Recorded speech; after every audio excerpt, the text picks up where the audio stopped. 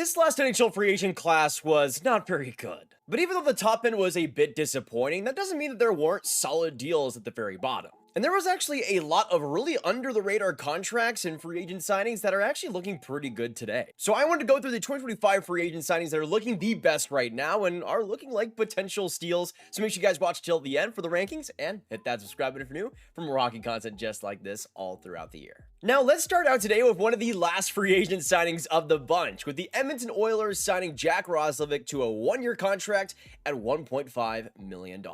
Signed on October 8th, it's about as late as you could possibly get, at least for a player of the magnitude of Roslovic, because when he is in the right situation, he can be a pretty great point scorer. And the Oilers, needing some wing depth, went out and got Roslovic pretty cheap, and look what he's been doing. Through 19 games, 7 goals, 8 assists for 15 points. Now granted, he is playing with Leon Draisaitl, which does help a smidge, I would say, but as we've seen with multiple iterations of this Oilers team, you do still need to have talent to play with the Oilers' best centerman, and Roslovic has just been a great match. And even though Draisaitl's taking the most faceoffs on that line, when Roslovic gets the opportunity, he does pretty good with it, hovering at 53% right now. So not just in the scoring, but the little things that progress the play, Roslovic has just been an incredibly valuable piece and just looks super fun and entertaining, back to the level that I know Roslovic was capable of. And to get that at $1.5 million is just incredible value. I get that Roslovic isn't always consistent and does hop from team to team, but in the right place, he can do a lot of damage, and he's proving that right now with the Oilers. Moving on to a big surprise here, we go on to Corey Perry of the LA Kings. Just to see him sign in LA to begin with was a bit of a shocker, but to actually see the production backed up on top of it is pretty wild. Like Roslovic, though, the term wasn't that massive, signing a one-year contract at $2 million. Perry is just here to keep playing hockey, and he's playing some of the best of his life. At age 40, the production has been incredible. Through 14 games, has 7 goals, 5 assists for 12 points, and on an LA team that doesn't score very often, for Perry to even be close to a point per game is honestly ridiculous. Especially when you consider that he was injured to start this season, so he wasn't even off on the right foot in LA's system, but still is looking like one of their most valuable players. So even though there might be some bad blood there in the past, from Perry being a Duck and from Kings fans there, I think he's doing the most to try to make that relationship a bit better by producing massive numbers on the ice. And that production, playing basically 14 minutes a night most games for the Kings, everything about Perry's season has been incredibly impressive thus far.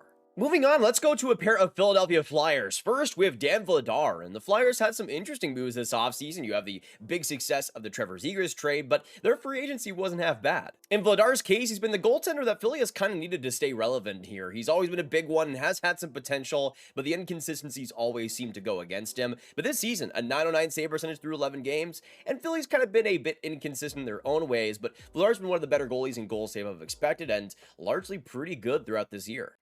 Currently, he sits 9th among all NHL goalies in goal save of expected, so among that top tier of starters this year, which is pretty surprising because I've never been the biggest fan of Vladar, but he's had some good moments, but hasn't really been able to do much since his pretty decent season back in 2022, always being an okay backup at best. This year, though, he's playing some pretty big minutes now, getting a big opportunity and running away with it. Plus, only making $3.35 million for this year and next, it's extremely short term and extremely low AAV for somebody that is as flexible as Vladar is. On to an even more interesting case though here. We go on to Christian Dvorak, who I was not sure what to make of his contract, signing at $5.4 million. It was only a one-year deal, but the AAV did seem quite a bit high. That was likely because he only got that one-year prove-it deal, but Dvorak has been proving it thus far for the Flyers. Through 18 games, 6 goals, 7 assists for 13 points.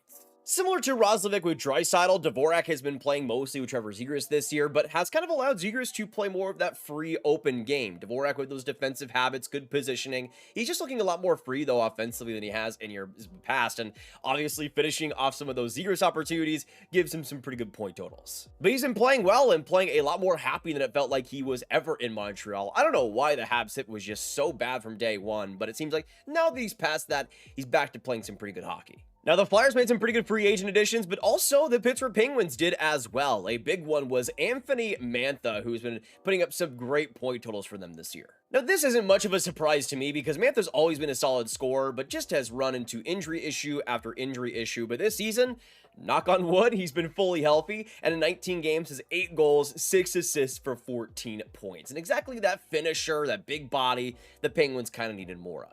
Whether it was with Calgary, with Vegas, with Washington, he has always been that really good scorer. No matter the situation, he always seems to capitalize on his chances. The Penguins are putting him with some pretty interesting players to give him those opportunities, and it's working out for everybody involved. Plus, only $2.5 million for 1 year.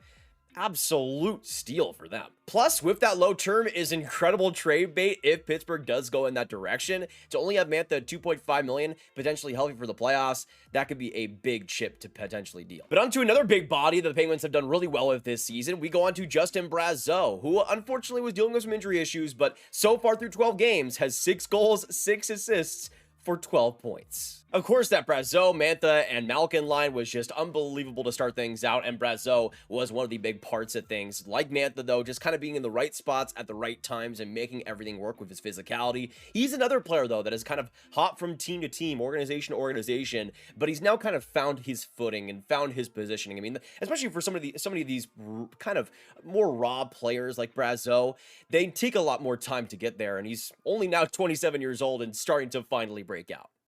But so much of the success for the players we mentioned so far is that opportunity and getting placed in the right system at the right time, and Brazeau has definitely benefited. But $1.5 million for 1 year, even more than Mantha has been. That is just incredible value. But you look at the contract too, and it's even better than the Mantha deal at $1.5 million for this year and for next. So you're getting him a pretty cheap AAV for some pretty good term. Considering what Brazeau was before in Pittsburgh, it does make sense that he only got that contract, but the Penguins are now benefiting from a great signing here. Now onto a player that hasn't scored amazingly lately, but has been a pretty good fit for his team. We go on to Mason Appleton of the Detroit Red Wings, a pretty under the radar deal as well, making $2.9 million. And the contract does have a bit of term as well, taking him for this year and next, and I think he's been a pretty good fit on that Red Wings forward group. The scoring hasn't been unbelievable or anything, on pace for 30 points this year, and so far 7 points through 19 games, but it's just been that good complementary piece their Wings just needed a bit more of. That speed that Appleton has is incredible. It's just always about the finishing for him, because especially in his time with Winnipeg, he was a bit of a frustrating player. He's one of those Energizer bunnies, though, that can just change the pace of a game at any point, but I think especially for the Red Wings, that versatility in the lineup has been very important. Now on to another player that hasn't been amazing in terms of the scoring, but I think has been pretty vital to his team's success, and that is Matt Grzelcyk, now of the Chicago Blackhawks. Another one that also has kind of ping-ponged around, going from Boston to Pittsburgh to now with Chicago as another, like Roslovic, late season deal. Signing initially a PTO with Chicago, then a $1 million 1-year deal, Grzelcyk was kind of added onto this Blackhawks team last minute as Korchinski wasn't viewed to be NHL ready yet. But I think he's done very well considering his role. In 18 games, his 4 assists, plus minus has been solid. The expected goals have been pretty good up to this point. And I think it's just kind of been an underrated part of that cycle for Chicago. Grzelcyk has always kind of been a strange player to me because he, I think, coming up was more of a defensive D, but also has had some really good moments offensively. I mean, last year had 39 assists, 40 points for the Penguins in a pretty critical power play role. This year, though, is settling into more of a defensive style, which I think has also still worked for him. He's a weird one, though, where it seems like he can only play more of the offensive or defensive style at one time, but I think the Blackhawks are benefiting from what he provides. Now, onto a pretty big contract, but still a very valuable one here, in Jonathan Drouin of the New York Islanders, who signed a 2-year contract at $4 million per year. It was sad to see him leave Colorado since that seemed to be such a good fit, but the money didn't really seem to work out. Going to the Islanders, though, I think Drouin has been able to find his game yet again, and the points department is looking pretty good here. Through 18 games, 3 goals, as to be expected, but 11 assists for 14 points. Being a very critical part of that Bo Horvat and Heineman line, Drouin is just so good at making that high-end creative pass out of nowhere that nobody really expects. Plus, with that speed, it's been a huge component of his game, and hopefully, again, a fully healthy season, and Drouin's point totals could be looking pretty good. But he's kind of that premier playmaker on that line of 2 pretty good goal scorers, and Drouin is fitting that role very perfectly. At $4 million, if he's hovering around 60 points or so a season, he'll definitely take that. Just, Jonathan, play more than 50 games, please. I'm begging you. Onto another solid deal that might not be incredible in the score sheet, but in terms of the defensive play has been critical, in Pia Suter of the St. Louis Blues. Not much has gone right for this Blues team this year, but I think Suter is one of those few success stories. Suter to me is just your ideal third-line centerman. Very responsible, good in the face-off department, and can just be a balanced centerman down your lineup that can play some pretty big minutes, bring some pretty tough matchups, and do okay with that. Even though St. Louis hasn't been very good around him, I think he's done pretty okay considering everything. 10 points and 5 goals through 19 games, playing with a Blues bottom 6 that, again, doesn't have a ton to work with right now. But his contract is just this year and next at $4.1 million. And I think especially with the cap rising as much as it has, for a really quality third-line center like Suter right now, I think that's pretty great value. I thought it was great value at the time, but I think it just continues to be. And St. Louis has badly needed some stability back there. On to our last player to mention today, and a pretty interesting one here in Victor Olofsson of the Colorado Avalanche, who signs at just $1.57 million for 1 year, and does the Victor Olofsson thing.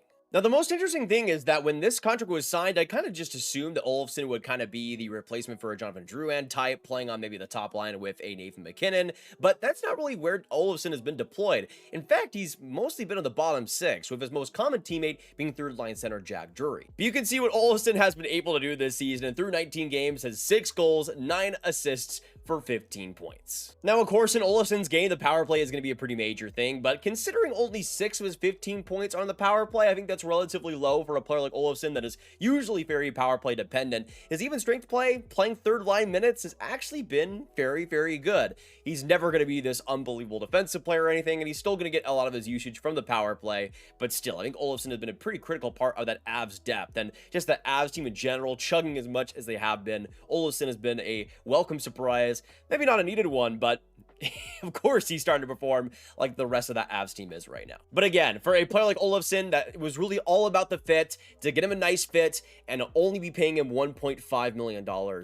That's what the Avs need to do to stay competitive, to stay on top of things, and they did a great job here. There were other contracts too that I think have looked pretty good that I didn't even mention today. A player like Taylor Radish and his 5 goals for the Rangers coming in pretty clutch early on the season wasn't even mentioned here, but it was a pretty good contract made. I think what we're starting to see is that, yes, a lot of the top-end guys from last year's class are still okay players, still pretty solid, but a lot of the under-the-radar signings from this last free agency have actually turned out to be very interesting. Not all of them, of course, but a lot of these players just seem to kind of need the right fit in the right positions, and a lot of them were kind of more complementary pieces that just needed to go to the right teams. And in players like Jack Roslovic's case, and players like Victor Olofsson's case, it's working out pretty well so far, and I'm super happy for that. But it just goes to show, even if the free agency doesn't have as many weapons, as many top-end players as maybe me and everybody else wants to see, there's still some really quality players here. And you can see from like the point totals all across the board here, some really interesting surprises, some pretty good performances already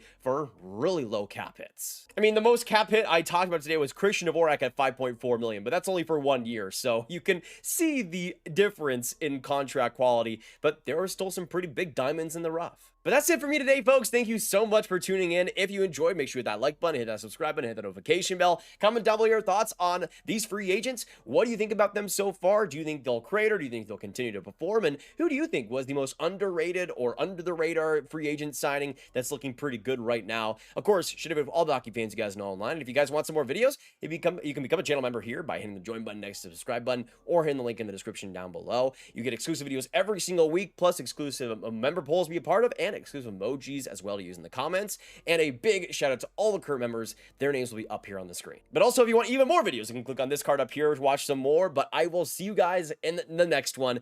Make sure you guys have a fantastic hockey day, and I'll see you again soon. Goodbye.